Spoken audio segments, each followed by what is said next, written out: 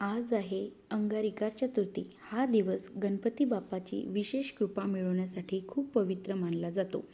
सकाळी स्नान करून स्वच्छ मनाने गणपती बाप्पाची मूर्ती किंवा फोटो समोर ठेवा. दुर्वा, लाल फुलं आणि मोदक अर्पण करा आणि मनापासून एकच प्रार्थना करा.